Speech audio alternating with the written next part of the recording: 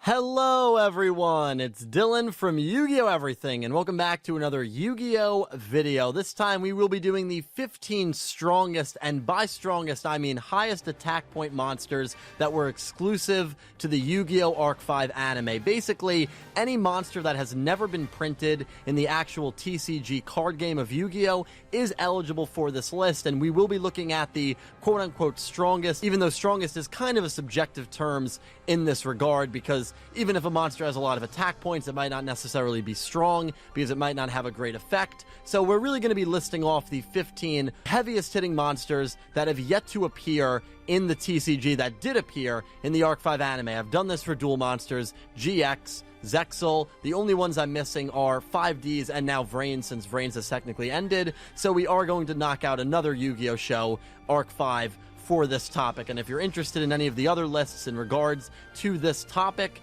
I will be linking them down below in the description. Without further ado, let's get into it. I hope you guys enjoy. We actually kicked this list off with a three-way tie for 13th, three monsters that all have 2,500 attack points. The first one up is Sergei's Earthbound servant, Gryphon. While resembling the Earthbound Immortals, the Earthbound servant archetype was used by Sergei during the Synchro arc. Gryphon was used during his victory against Yugioh in episodes 92 and 93. Its effect reads that if an Earthbound monster you control is destroyed, you can target and destroy any monster your opponent controls. The design of this monster is awesome, but I think that's probably because I just love the Earthbound archetype design and hope these servants get printed in the future. Earthbound servants will make an appearance later on in this video. Next up is Reira's CCC Rock Armor of Battle, an XYZ monster in her deck. To summon this monster, you need to overlay two level 6 monsters, making it a rank 6 XYZ Earth-type monster. The CCC archetype is one of my favorite anime-exclusive archetypes from Arc 5, and it was used by Reira, Reiji's adopted brother/sister, throughout the show. This monster has an effect that allows it to potentially gain a lot of attack. If you remove an overlay unit from it, it gains attack equal to half the total defense of all Earth monsters on the field. Kind of gimmicky, but since this monster is an Earth monster itself, it will automatically raise its attack to 3,500 through this effect. It also negates the effect of any Earth monster it battles. It's honestly a really solid card if you were up against a deck that primarily uses Earth monsters. It's unfortunate that we never found out what CCC stands for, especially since we know that DDD stands for Different Dimension Demon. I always thought we would be told what this acronym stood for, but that never happened. Any guesses or suggestions, feel free to leave them down below. Our final monster tied for 13th is Combat Wheel. This is a pretty interesting entry because this monster also made an appearance during the Yu-Gi-Oh! 5Ds anime. This monster appears during episode 58 of Arc 5 during the Introduction to Speed Duels montage. If I had to pick one monster on this list that I do not believe will ever get printed, it is without a doubt this one. It's just a generic synchro monster that doesn't really belong to any specific archetype. This is another monster that through its effect can reach incredibly high attack stats, since during your opponent's battle phase, it can gain half the attack of all monsters you control until the end phase, as long as you discard a card from your hand. Unfortunately, this comes at a very expensive price, because if Combat Wheel is destroyed, then all the monsters on your field go down with it. Kind of similar to Reira's monster that we just went over in the sense that it can gain attack thanks to other monsters on the field, but Combat Wheel definitely has more risk involved when it uses its effect. It rounds out the 2,500 attack anime-exclusive monsters. Coming in 12th is Dennis's Performage Shadowmaker with a Buster Blader-esque 2,600 attack points. Shadowmaker is a rank 5 XYZ monster that requires 3 generic level 5 monsters to summon. I always loved the toonish looking style of this card, and it's one of my favorite Performage monsters to date. Shadowmaker was summoned during both of Dennis's matchups against Shun during the Friendship Cup. While I found the monster to be cool looking, it's probably not worth its cost. It takes 3 level 5 monsters to get it on the field, and its effect is good at spamming the field with other Shadowmakers, since you can summon one from your extra deck when it's targeted by a card or effect. But since you can only have a max of 3 of these in your deck, its effect will more than likely become completely useless in the middle of a duel, and it will basically become a 2,600 non-effect vanilla monster. Regardless, cool design, and it takes 12th on this list. We have 2 monsters that tie for the honor of being on the technical top 10 of this list, the first being Glacial Beast Iceberg Narwhal, which boasts 2,700 attack points. This monster was used by Olga, the exchange student who participated in the synchro course at the Leo School. Honestly, Olga, is a character that I really enjoyed watching during the tournament, and someone I wish we saw a lot more of. Loved her design, and loved her aesthetic. Unfortunately, it wasn't long before she was carded by Yuri, but hey, at least she got a monster onto this list. Narwhal is a synchro monster that has a couple effects. If a spell or trap is activated while this card is attacking, you can negate and destroy that card, which is a pretty good effect. Also, when a player takes effect damage, you can inflict that same amount of damage to your opponent, meaning you have the opportunity to inflict double damage to your opponent as long as you have a way to deal them effect damage when this monster is on the field. Pretty cool ace monster for Olga, who is a pretty cool character until, well, you know.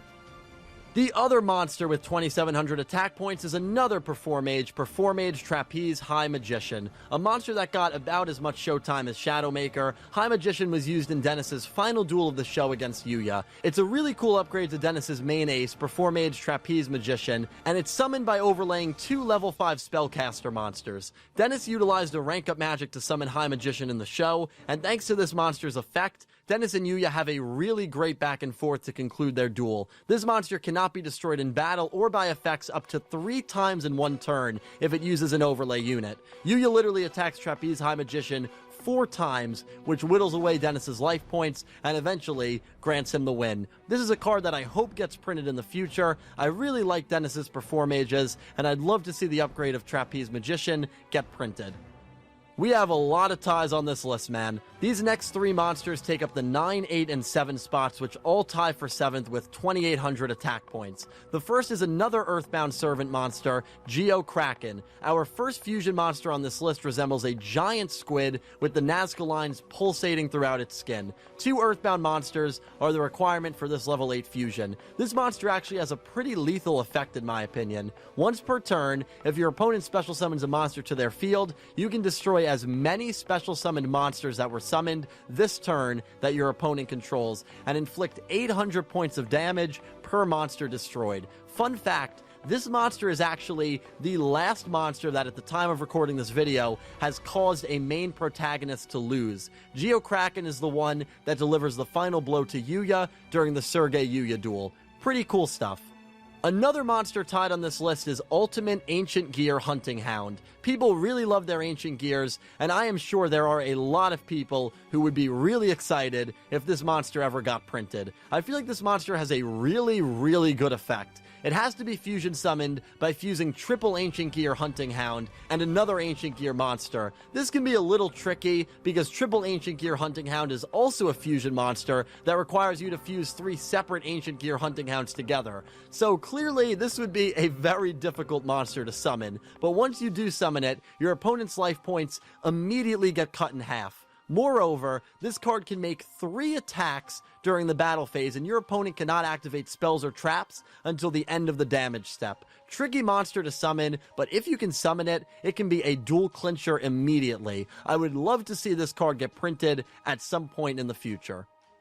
The final monster in this 3-way tie for 7th belongs to one of the greatest duelists we were able to bear witness to during the show, Akaba Leo. That monster is ironically one of the few Pendulum monsters on this list, Spirit Tech Force Pendulum Governor. Leo uses this Scale 4 Level 7 monster in really his only duel, not counting the 20 seconds versus Zark against his son Raijin and Yugioh. This monster can only be targeted by other Pendulum monsters for attacks. Moreover, if you have 2 Pendulum cards in your Pendulum zones, any monsters between those scales cannot attack this monster. So if you can summon this against a non-Pendulum deck, it will certainly be tricky for your opponent to destroy it via battle. I really like the design of this monster. It looks like there is a godlike figure coming out of the machine between the electrical currents, which gives off a really ominous and cool vibe. This archetype will actually have another entry a little later on in this list, but for now, this concludes the anime-exclusive 2,800 attack point monsters.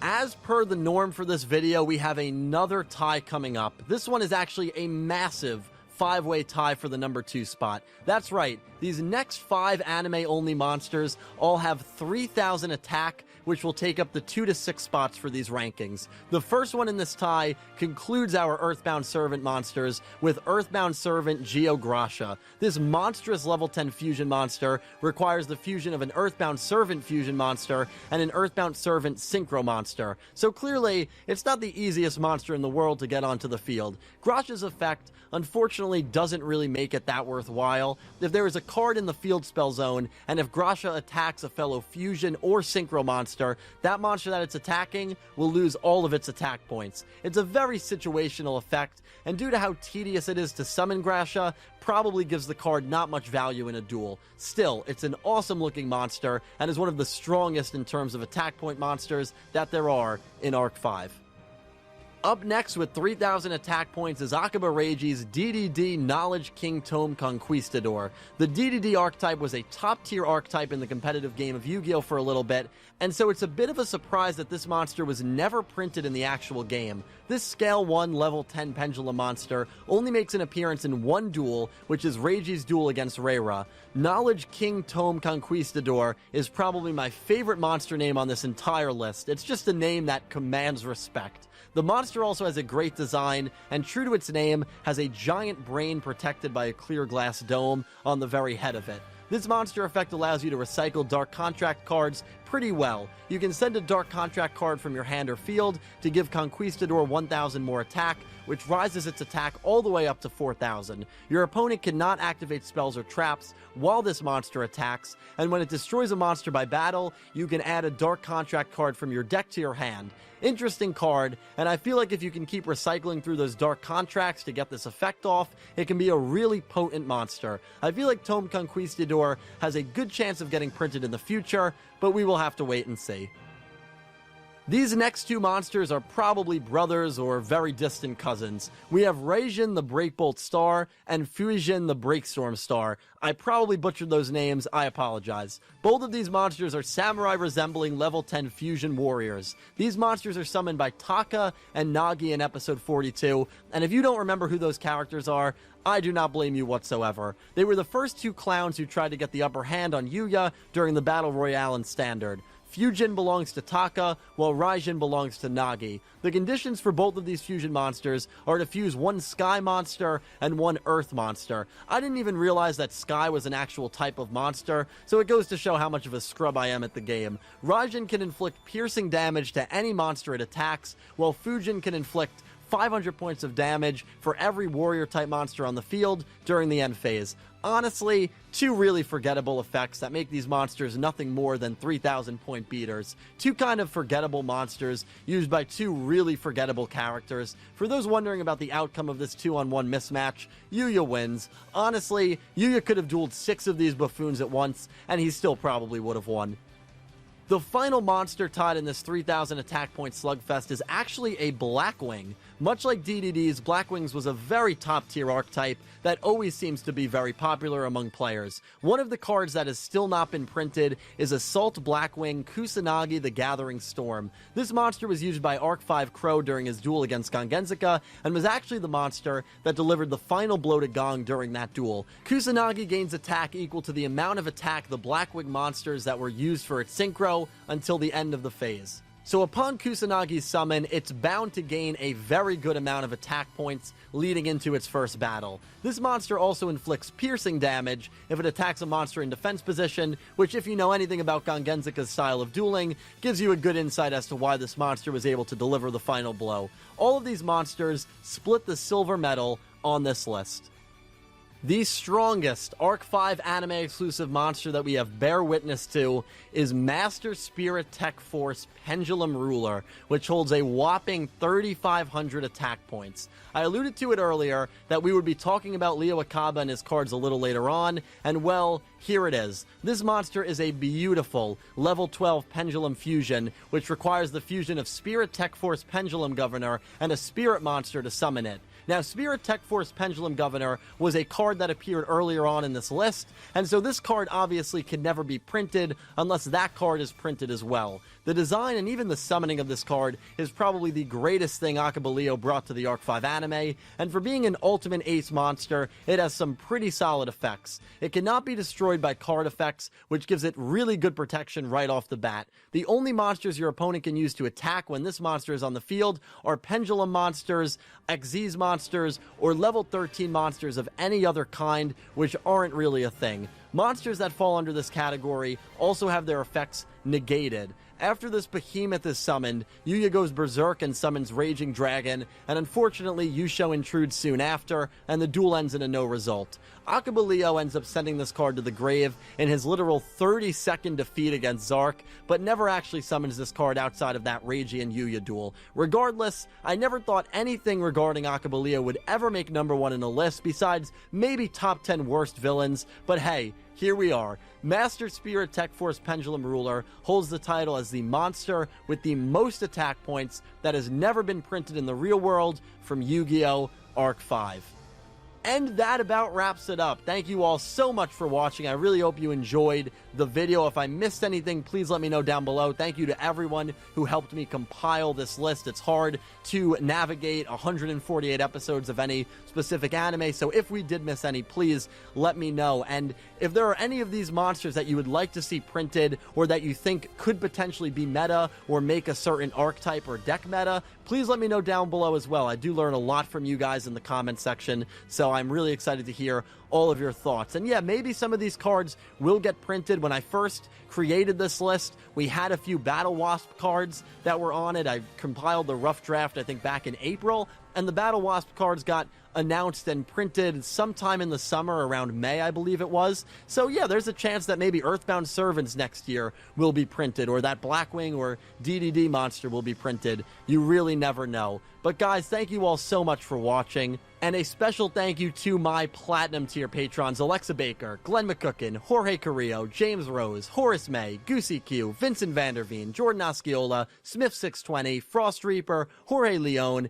and Blue Maiden 28, and to my Diamond tier patrons Jesse Wood, and to my Egyptian God tier patrons Joss Rivers, Melinda Phantom, and Syn Cloud. Special thank you to everyone who supports me on Patreon and who is a channel member. I cannot tell you how much that truly helps me out, and thank you to everyone who just watches these videos, because without you guys, I would not be able to do this. Thank you all so much for your love and for your support. I will talk to you down below, and I hope you have an amazing day.